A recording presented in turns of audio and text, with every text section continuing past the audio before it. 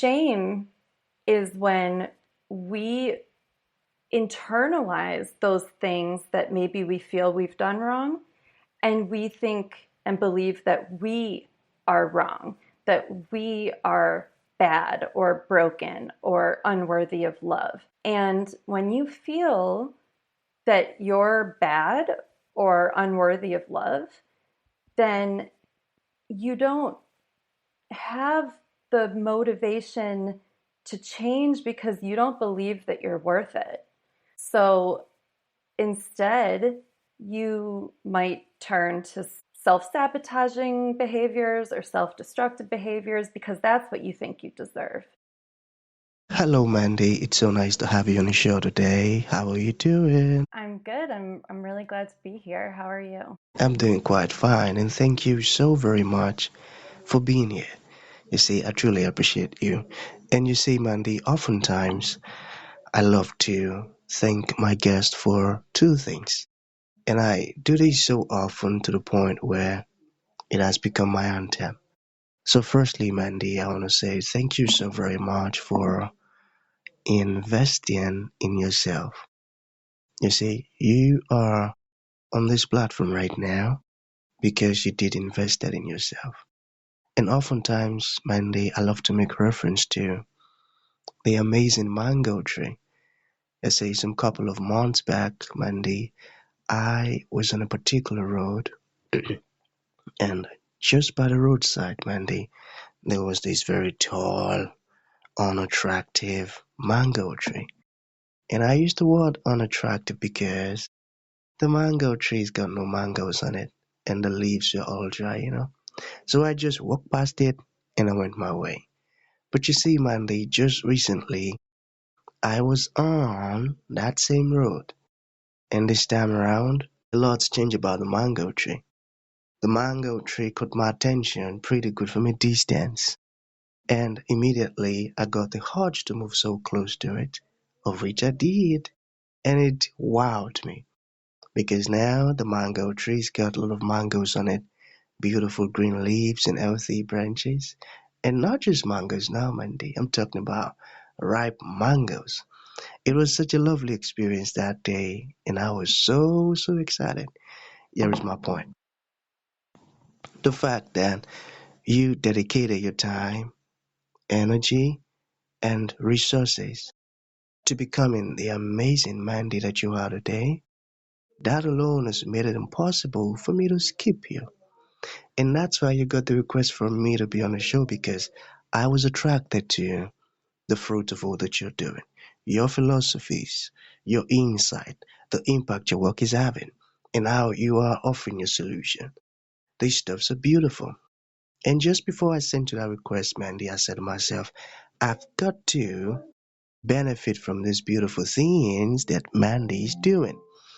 And not only me now, because I don't want to be selfish, and even with the audience. And here we are today with the amazing Mandy. So thank you so very much for doing that to yourself. And secondly, thank you for saying yes to the invite. Because if you had said nope, there was nothing Elisha could do about it. Thanks so much, Mandy. It's an honor. I'm so glad that you reached out to me. I I'm really enjoying the opportunity to meet all different kinds of people, and if if you've reached out to me, then there's a reason for it. That's so true. And I get that. So let's get started, Mandy. You see, I am quite excited to have you on the show today for some reasons. Firstly, my interest in knowledge seeking. I believe in order for one to transition from a terrible situation to that of a beautiful one, Mandy, I believe it takes the application of knowledge, quality information, and not just knowledge alone, but the application of it. And you see, Mandy, ever since I discovered that knowledge in the Hebrew means light and darkness, ignorance, I've been so keen to knowledge seeking. Why?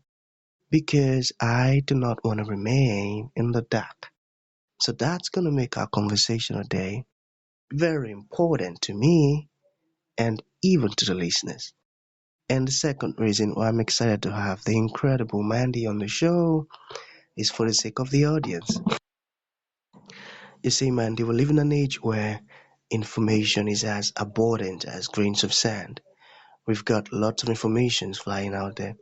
So these folks trust me for quality, eye-opening, and very important information, of which I am totally convinced, Mandy, that our conversation is going to be insightful and impactful. So for that reason, let's get started with your introduction. Talk to us about your personal or your professional journey, because right now we are so curious. We want to know how Mandy got here. Then afterwards, I've gotten some really beautiful questions for you. Okay, Mandy, over to you. Okay, well, I'm eager to get to your questions, so I'll just be brief. I'm a sex and relationship coach. I have my certification through the Somatica Institute, and I also have a certified holistic sexologist, so I offer somatic and holistic coaching. And I also have a background in behavioral, community and behavioral public health programming specifically. So I blend all of those things together to tailor personalized programs essentially for my clients. And I like to work one on one with people because impacting change on a community level takes a lot of resources, and it takes more than just one person to make something happen. And I feel like I connect best when, I mean, I love collaboration, but when I'm working with people, I feel like I work best when it's one on one, or I'm working with a couple, or it doesn't have to be a couple. I have not worked yet with any more than two people at once, but I am open to that. Um, but what I like about that is that I can create a safe space to where there's this feeling of non-judgment and trust. And that's like really when I find that you can get to really making changes that are impactful and long lasting. Um, I found this, I, I figured out that this was really what I wanted to do after honestly talking to hundreds of people on Reddit, whether it was on community posts, commenting back and forth, or talking privately in DMs. So I'm kind of jumping all around, but basically, that's just where I find that I thrive and am really able to make the most impact. So I went from thinking I was going to do big things with communities, and maybe one day I can, but found that my sweet spot was actually just connecting one on one, or with my clients, which could be one person, a couple, or just kind of. Hmm, got it, and that's so beautiful. You see, the fact that you were able to discover the particular area where you could make much impact, that's very brilliant and that's so empowering, because that's where all of your strength lies in, discovering where you're so good at. And you see, I've got to give you your flowers because of the beautiful things that you're doing. When it comes to your sex education, I feel like that's a very, very important topic. You see, Mandy, I didn't really feel the need to, get educated when it comes to sex until one day I was scrolling through the news and on social media, and I came across a particular post.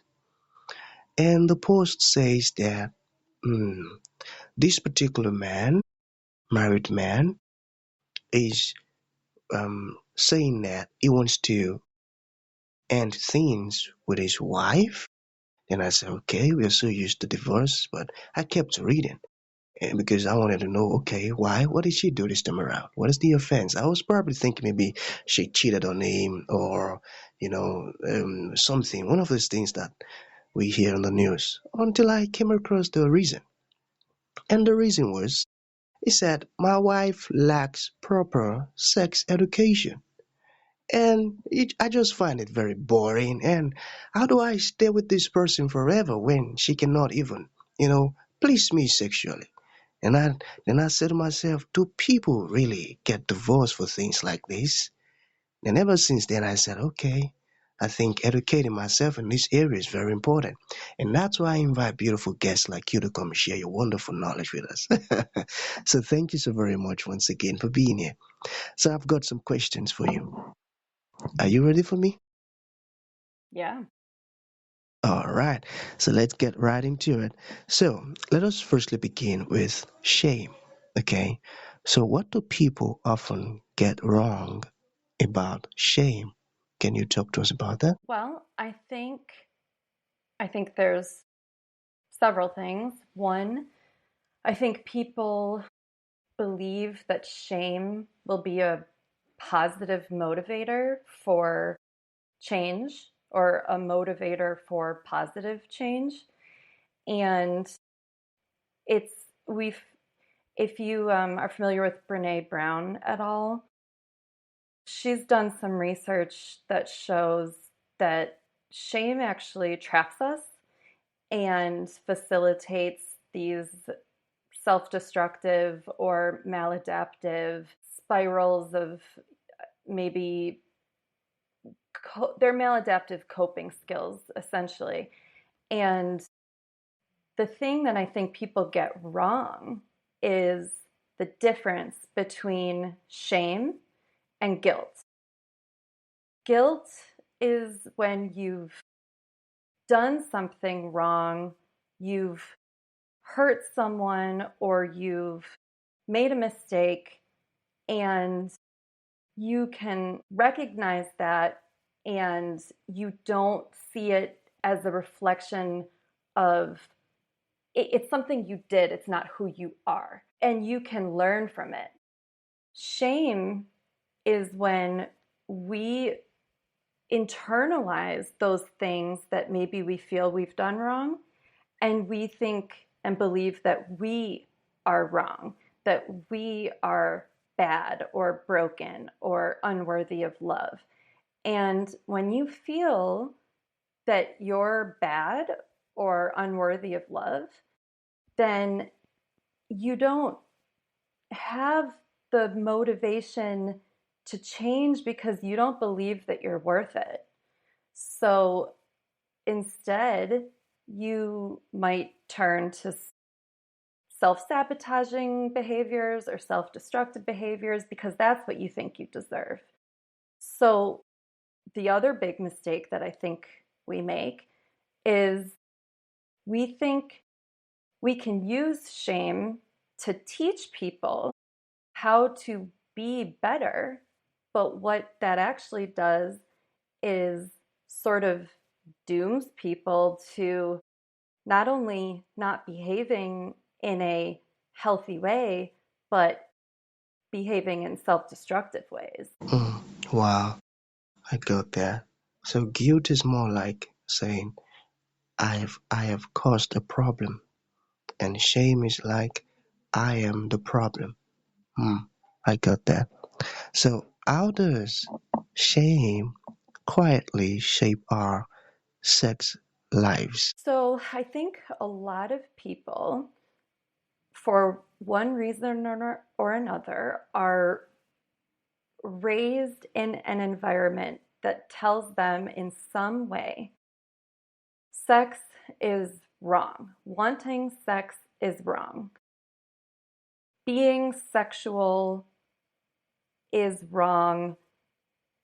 And we receive that message in different ways. So whether you're socialized and raised as a boy, you might receive the message that it's tricky because there's all different ways that this could go south, but you might receive the message that girls who want sex are not pure and it's okay for you to want sex, but if you love a woman or when you're in love, then you will respect the woman, and respect looks a certain way, and that may or may not involve sex in the way that you desire. It might be more formulaic or clean, or vanilla, as some people would say. And then girls might receive the message that if you have sexual desires, then you're not going to be lovable. But then there's a flip, because at a certain point, it's like, well, now it's time to get married. Now it's time to have kids. And then it becomes, but how, when I have been afraid to indulge in these feelings for so long, or I've suppressed these feelings for so long, the message gets flipped, but then you can't just flip a switch in your body. And the thing that drives all of that messaging in the beginning is shame. It's, you need to feel bad about these very human feelings that you have, and you people learn it's better to just be quiet about it, don't ask questions, don't admit that, you know, I don't know, you saw a picture of a naked person and it got you excited and that was confusing. And, you know, like, kids start to figure this stuff out. And then if they don't have a place where they can go to learn about it, they keep it to themselves and then they feel bad about it. And that kind of creates that secrecy and the whole of like darkness that just sort of festers as time goes on. That's so true. And you see, that's why I said sex education is very important. You know, many things that children are doing sexually that their parents knows nothing about, because they didn't create that avenue to have conversations with them on these things. To properly educate them how these things are meant to be. So there'll be no need to hide. When you come across a particular picture, you go meet your mom or your dad. Hey dad, hey mom, I saw this. What does it mean? And that's why I've got to give you flowers for the beautiful stuff you're doing. But I'm still a bit curious, okay? Mm-hmm. So, how do you help your clients? What do you help them with? What are the issues that they come to you to meet you to solve? Can you talk to us about that? So a lot of times it'll start on the surface, like either they feel that they have desires that they don't want to have, and they feel like they need to be fixed or changed in some way, or their partner needs to be fixed or changed in some way. And inevitably, what always happens is, first, it needs trust is established through genuine connection. So I really like to get to know my clients, and I want for my clients to feel like they know me too. We do that in a space where we feel like we can set boundaries, and sometimes that means I have to teach people what that looks like. So everybody starts kind of at a different place, and but the main idea is trust created through connection and safety. And then we look at their desires with non judgment. And usually, what ends up happening is we separate, okay, the desires don't make you bad. Your desires are actually okay. They're what make you you. They're what make you interesting. They're a part of your story just as much as anything else is a part of your story.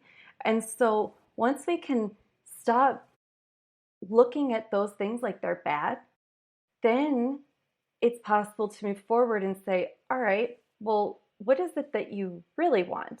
Because if if you don't, let's say you have desires, you don't want to act out on them, that's okay. You don't have to. I'm not trying to force anybody to do anything they don't want to do. But maybe your desires are because there's a certain thing you want to feel, and you don't necessarily have to feel it through engaging in these fantasies, but maybe there's a way you can communicate with your partner and get those feelings fulfilled in another way. A lot of times we can be satisfied in more ways than we realize. It's just we have to move past that feeling of I can't have this or I shouldn't want this in order to then figure out, okay, well, how do you really get what you want? And that's kind of the main sort of, everything is individualized, but that's kind of the, if I had to say a formula that things generally follow, that's it. I got that. So we have two more to go. So, what advice would you give to someone who feels ashamed of their body? Like the way that their their physical presentation of their body or their feelings, like Their how they feelings, feel. yeah, like their desires. Well, I would say first recognize that you're in a human body and it is human to have desires.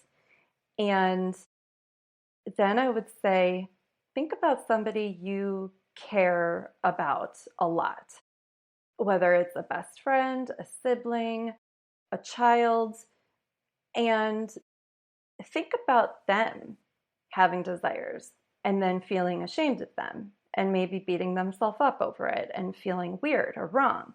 Well, what would you say to them? How would you speak to them? Is that different than how you would speak to yourself? If so, why? And if it's more loving, if you would speak to somebody else in a more loving way, then my question is, why wouldn't you speak to yourself that way? I got that. I got that. Mm, that's really eye opening, you know.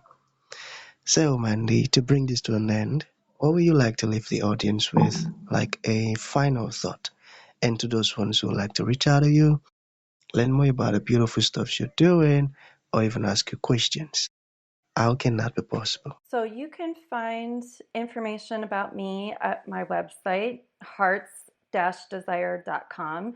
Hearts is spelled Harts, not like the right spelling with an E. And you can find me on Instagram, hearts.desire.coaching, same spelling of hearts.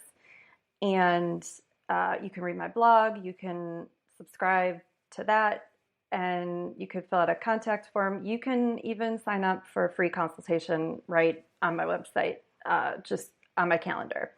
So you could skip everything else and just go straight to meeting me. What I would leave you with is you are not separate from the part of you that either has or doesn't have sexual desire. If you don't have sexual desire, that's okay. If you do have sexual desire, that's okay. Whatever the case, those feelings are not a separate part of you that you need to hide, or if you feel that you need to hide it, I'm sorry that you feel that way because you shouldn't have to. And if you if you can't be open and honest about those things with anybody else, I hope that you can at least be open and honest about it with yourself and treat yourself lovingly, because you are the person that you are with from the day that you're born until the day that you leave this earth in this lifetime. And so if you can't receive yourself with love, that's the shame. I mean, that's a shame. And I yeah, I just wish that we all could do that for ourselves. Tell you, very important. So that's going to be the end of the show, Mandy. Thank you for coming and thank you for sharing this beautiful stuff with us. It means a whole lot. Thank you. You're welcome. Thank you for having me.